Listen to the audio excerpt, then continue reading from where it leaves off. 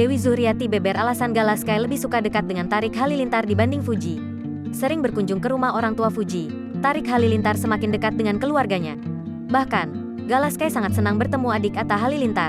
Karena hal tersebut, Tarik Halilintar menjadi dekat dengan keponakan Fuji, Gala Sky.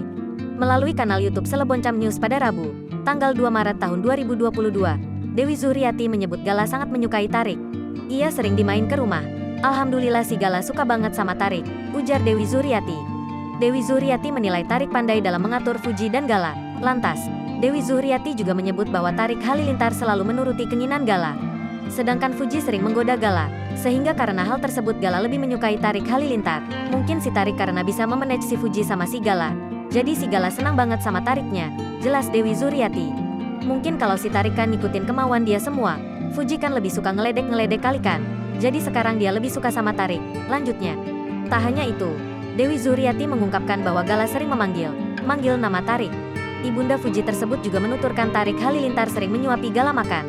Kendati demikian, Dewi Zuhriati menegaskan bahwa Gala juga masih dekat dengan Fuji seperti biasanya.